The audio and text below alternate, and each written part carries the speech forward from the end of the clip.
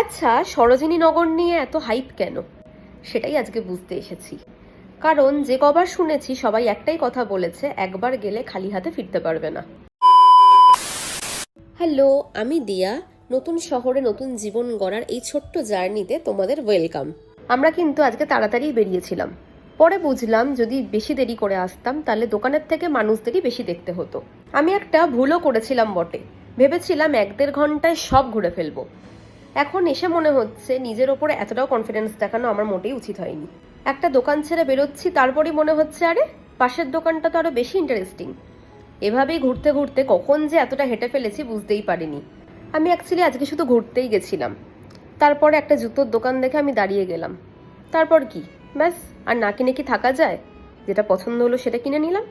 আচ্ছা, তোমাদেরও কি এরকম হয়? কোনো একটা জিনিস কিনতে গিয়ে তারপর অন্য কোনো জিনিস কিনে এনেছো বা অন্য জিনিস দেখতে শুরু করে দিয়েছো? এদিকে আমার বন্ধু ওর বাচ্চাদের জন্য খেলনা দেখছিল। আমি ততক্ষণে আশেপাশের দোকানগুলো একটু ঘুরছিলাম। একটা জিনিস বুঝলাম, এই মার্কেটে একদিনে পুরোটা ঘোরা সম্ভব নয়। যতই এগোচ্ছি ততই নতুন কিছু চোখে পড়ছে। তাই মনে হচ্ছে আবার একদিন অবশ্যই আসতে হবে। তখন হয়তো যেগুলো আজ মিস করেছি সেগুলো আবার দেখে নেওয়া যাবে। আমার কিন্তু আজকের ঘোরাটা বেশ ভালো লেগেছে। তোমরা যদি সরোজিনীনগরে এসে থাকো তাহলে কমেন্টে বলো এখান থেকে তোমাদের সবচেয়ে প্রিয় কেনাকাটা কোনটা ছিল। তারপর হাঁটতে হাঁটতে এটা চোখে পড়লো, সবাই দাঁড়িয়ে দাঁড়িয়ে দেখছিল। আমিও কয়েক মিনিট দাঁড়িয়ে দেখলাম। সত্যি কি ভালো ডান্স করছে না? আজকে এই ভিডিওটা এখানেই শেষ করছি। আবার ফিরে আসবো পরে নতুন ব্লগ নিয়ে। ততক্ষণ অবধি টাটা।